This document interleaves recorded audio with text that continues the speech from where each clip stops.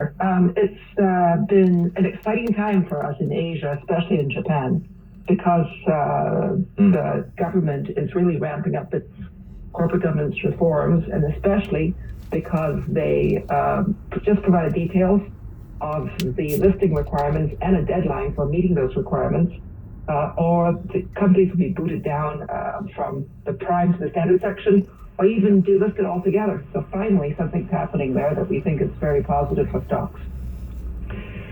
You know, we mentioned at the top that Chinese provinces will boost spending this year. It's one of the stories that we're featuring on the terminal, and that might mean a lot of business for foreign companies. And we did see a spike in cyclicals today. Industrials, materials, and energy all seem to do well, and it runs counter to what the bond market seems to be saying. Can you figure out a way to play China correctly this year? We don't really invest in China currently. We have a specific way of investing, which is that we're a value investor. We look for good companies, good cash flows, and also importantly, we look for companies that are run by management whose interests are aligned with shareholders. And there's less and less of that in China, one, because there are a lot of SOEs, and two, because truly successful entrepreneurs have been punished. So the environment for entrepreneurs is becoming less welcoming. On top of which, we think there are a lot of headwinds facing China this year, and even going forward. So we're not that positive on China to begin with, and the sort of anti-capitalistic atmosphere there hinders our enthusiasm. Okay, well, talk to us then about other opportunities. You've talked about Japan. If you would like to lay out some names there and why, or perhaps other markets like Korea or Taiwan. I believe, of course, you're looking at some companies there too. Sure. Just to finish up on Japan. Go ahead. I just want to mention that Warren Buffett is apparently talking about raising another bond offering in Japan. Yes. And with that, he'll probably buy more stocks again. So clearly, Warren Buffett's thinking that this might be a good time to add to his existing positions in Japan, because if you recall, a while back, he had bought a bunch of trading companies, and he might do that again. And we're seeing from our visits with companies and other investors that there's actually now, for the first time in over a decade, large investment management firms setting up offices in Japan. And we're getting more visits from other investors as well, from clients and other investors to Japan. So clearly the interest in Japan is rising. And I believe it's because it seemed to be a safe place to be, because there are good companies that are cheap, and corporate governance is making an impact on the stock market. But the problem with Japan always has been that for the last 30 years, if you just overweighted Japan, you lost money relative to the index. So it's a difficult psychological hurdle to overcome. And there is one major trend that may happen. It seems that Kazuo Ueda is talking about maintaining Kuroda's policies for a while, but a lot of people in the market think that will change. And if so, will that attract repatriation of yen back to Japan, and would that really benefit domestic companies? I think that's clearly a upside possibility. There's very little downside, because how much further can you go than zero? And they've tried, and they actually have gone below zero. But I don't think that's sustainable, because it costs a lot of money to maintain the yield curve control that they have for so long. And we are seeing some increase in wages. So there is a possibility that you might get a appreciation in yen as well, on top of the stock market doing better. Yeah, Belita, I was going to ask you, how do dollar investors approach the hedging situation on the yen, or is that something you're not worried about? We hedge when we're given the opportunity to hedge. Often our clients do the hedging themselves, but where we have the opportunity, we hedge when we think that there might be weakness in the yen. But at this point, we're not hedged, because we think there's upside.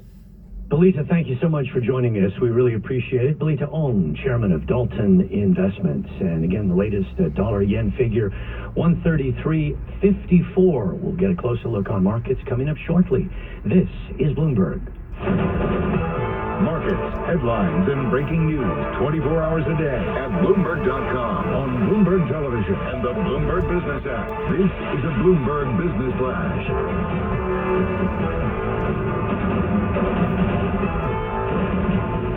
And I'm David Ingles. We check markets here on Bloomberg Radio throughout the course of the trading session. It's very early this Tuesday. U.S. futures up and running, few points higher. This move is too tiny. You'll actually need to squint your eyes to make a really move out visually here. In the Asia Pacific, Australia and Hong Kong are set to reopen today after the long weekend. Of course, we're set up mostly for a cautious start to the Tuesday trading session. Futures are trading either flat or slightly higher. I tend to look at Aussie yen, generally a reliable gauge of risk appetite there. That's trading slightly lower. We're coming off, of course, a very strong move in the U.S. dollar. Monday, the Bloomberg Dollar Index up 0.5%, and to Brian's earlier point, their comments out of the BOJ, policy is appropriate at this point in time. That, of course, tends to be negative on the Japanese currency. Treasury futures up and running right now. 10-year contract is flat. The 2-year is down. That's a fourth straight day. That is, of course, the most sensitive, or tends to be more sensitive than the 10-year, at least here. So with this market repricing back the possibility or probability of a hike from the Fed in May. Base case for now, I'm looking at swaps, or even if you look at Fed fund futures, you're pricing in for a 25 basis point move out of the Fed. Right, that's market check for now. Let's get it over now to Ed back to the Global News. Ed. Yeah, hi, good to hear you, David. U.S. Pentagon is admitting it's very concerned about the leak of intelligence that has been posted on social media. Both the Defense Department and Department of Justice are involved now. Taiwan's foreign minister is saying 3 days of China military drills in the Strait, similar to how Beijing acted after Nancy Pelosi's visit. Meanwhile, some French lawmakers are planning to visit Taipei. Wu saying that they are showing support for Taiwan and that the visit will be very soon. The White House is responding today to the Texas judge's ruling that the FDA did not have the jurisdiction to clear the so-called abortion pill for use. Says the ruling could affect how all U.S. citizens get drugs. Iran has lashed out at the U.S. after its rare move to disclose the deployment of a guided missile submarine in the Middle East. This happened over the weekend. The USS has deployed the USS Florida. Tensions are heightened in the region as well. And the Biden administration has formally issued a statement saying that it is determined that the Wall Street Journal reporter, Evan Gershkovich, has been wrongfully detained, elevates it to the State Department. In San Francisco, I'm Ed Baxter. This is Bloomberg. All right, guys. Yep, all right.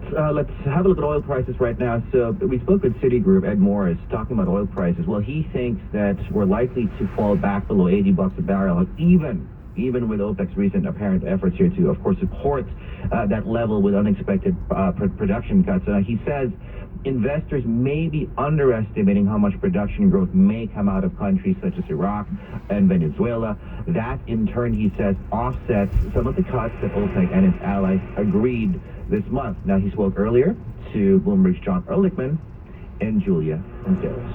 Well, the Chinese reopening was a little bit overpriced in at the beginning. There was great exuberance, and indeed, we had earlier data, which turned out to be related to something else, in which Chinese demand looked like it was up 1 billion barrels a day, month on month. But that was a Chinese New Year phenomenon. It happens every year. It happened last year, the year before, and now we're waiting to see what's really happening with the economy. But it is a slower recovery. It's not a goods recovery. It's a services recovery. It's not a big investment recovery, and the property markets are certainly not seeing any expansion but contraction. So we'll wait and see, but it'll be, if anything, an end-of-the-year phenomenon. And we've now had basically a week to digest that surprise news by OPEC Plus nations about the production cut. I know initially you had some skepticism on everybody who very quickly became bullish on the oil story again. How do you feel about it now? Well, basically the same way. Yes, the market has changed a lot. The market has changed from a point of massive oversupply in our judgment to one of market tightness, but still where the risks are in our judgment to the downside rather than the upside. And that's true both because of more supply coming into the market, even with these OPEC cuts, than anybody had recognized. And demand is really being crippled by prospects of an economic slowdown and recession. And U.S. demand has not really grown. Production has grown, and all of that has moved into the export pool, taking away market share from other countries. Did the timing of the OPEC Plus cuts in May suggest that the cartel does not think demand will rebound as strongly as they say? Well, I think the timing was related to the news about a banking crisis potentially, and a credit crunch, and a repeat of 2007, 8, 9. That was a period of time when people thought oil prices were going up forever, just as they did a year ago. And then with the mortgage crisis and the impacts that had on global credit and also on the U.S. banking system, we had oil prices hitting close to $150 in July of 2008 and going down to the low 40s by December of that same year. In a 5-month period of time, a drop of more than $100 a barrel. And they also have, good memory of what happened in 2000. Of course, that was the problem between OPEC, two big countries, namely, the OPEC plus two big ones, Russia and Saudi Arabia, where Russia said they were not going to cut, and the Saudis said, you have to, there's going to be a pandemic, and if you're not, we'll show you what the consequences are. And they started producing, and inventories blew to a high level, and prices went negative on the NYMEX. They don't want to see a repeat of either of those. So I think it was absolutely a precautionary move to try to preempt what was bound to happen in the market with oversupply and demand slowing down, if not actually reversing in both the United States and Europe. And that is Ed Morris, Global Head of Commodities Research at Citigroup. Very interesting there, the OPEC Plus cuts coming, but then gains expected from Iraq and Venezuela. It is now 28 minutes past the hour. This is Bloomberg. Broadcasting live from the Bloomberg Interactive Brokers Studio in New York. Bloomberg 1130 to Washington, D.C. Bloomberg 99.1 to Boston. Bloomberg 1061 to San Francisco. Bloomberg 960 to the country. Sirius XM Channel 119 and around the globe. The Bloomberg Business app and BloombergRadio.com. This is Bloomberg Daybreak Asia.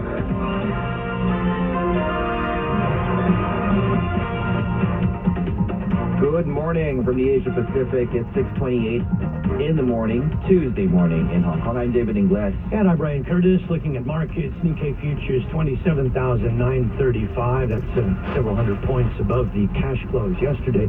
And a reasonably positive day in the limited trading that we did have yesterday, with both the Nikkei up and also the Kospi rising. We'll see how things move today. Right now, S&P E-mini is up about 0.1%. Details on markets coming up a little bit later, but now some of the top stories of the hour. Yeah, Brian, we'll start things off here with the World Bank. It says that it will push to resolve the mounting debt problems of poor countries at this week's spring meetings with the IMF. Now, more than half of the world's low-income countries are at risk of debt distress or already in it, and several have defaulted. Speaking in Washington, World Bank President David Malpass stressed the need for a low inflation environment with a stable U.S. dollar. There's losses being allocated by the world system now, but we should keep in mind, if you just lower the interest rates back down, it won't solve the problem. What that means is that people will suffer from inflation. The dollar weakens, the inflation rate goes back up, and that hurts the poor the most. Now, Malpass said that there are two areas where he sees the possibility for a debt breakthrough. One is suspending debt service payments at the start of the process, which would then give incentive, of course, for reaching a deal and then protect debt repayment ability. The other is on more frequently invoking a rarely used policy called lending into arrears. That then allows the IMF to lend into arrears if it deems prompt help is essential at that point, Brian. G7 nations are sparring over the timeline for phasing out coal-fired power. We get that story from Bloomberg's Ann Gates. Ahead of next weekend's summit of top energy and environmental ministers, the European Union, the U.S., and Japan have expressed reservations about a UK proposal which has the support of France to set a 2030 deadline. According to Bloomberg, Germany has offered alternative language to phase out coal power ideally by 2030 or in the 2030s. Japan, which hosts the G7 this year, has proposed reaffirming the commitment to achieve a full or predominantly decarbonized power sector by 2035. In Washington, Ann Cates, Bloomberg Daybreak Asia. All right, coming up here, we have inflation numbers coming through out of China. Now, the expectations are for Bloomberg Economics, CPI to have risen 1.2% year on year. That would be up from a 1% gain back the previous month, well below the 5-year average here of about 2.1. See, prices of food, durable goods, travel-related services all gaining. Retail gasoline prices declined. Meanwhile, inflation Bloomberg forecasts the CPI will have dropped 2.6% year on year, slightly more than consensus, and that would mean a 6th consecutive drop and more than a 1.4% drop that we had in Feb. we do expect the PBOC to cut its one-year rate by 10 basis points in the second quarter, Brian. All right, 32 minutes past the hour. It's time for Global News. The Pentagon in the United States admitting it is very concerned about the leak of intelligence that has been posted on social media. Ed Baxter has Global News in the 960 newsroom in San Francisco. Ed. Yeah, right, Brian. Both the Defense Department and the Department of Justice are involved now. The Department of Defense has referred this to the Department of Justice for a criminal investigation, and I certainly would refer you to them, but I'm not aware that they've come to any conclusions at this point about where they're coming from. Yeah, Pentagon spokesman John Kirby says they don't know how much is out there and whether more will be posted, but we're going to get to the bottom of this, and then if there's actions that need to be taken as we learn more about the extent of what happened here, we'll obviously take those. And Bloomberg's Larry Liebert says it's not known how much damage has been done. There may not be a lot here that the Allies don't already know, except it's sure embarrassing to have the indication in these files that the U.S., as a matter of course, spies on its allies and friends and Ukraine. Yeah, meanwhile, Reuters is reporting that already Ukraine has had to adjust some of its counteroffensive strategies. Taiwan's foreign minister says 3 days of China military drills in the strait are similar to how Beijing acted after Nancy Pelosi's visit. Minister Joseph Wu says the intensity is about the same. The PLA says it has concluded the drill and still stands ready to fight at any time and crush separatist activities and foreign interference. Meanwhile, some French lawmakers are planning to visit Taipei. Wu says they're showing support for Taiwan and that the visit will come very soon. The White House responding today to the Texas judge's ruling saying the FDA did not have the jurisdiction to clear the so-called abortion pill for use. Spokeswoman Karine Jean-Pierre. The decision stands.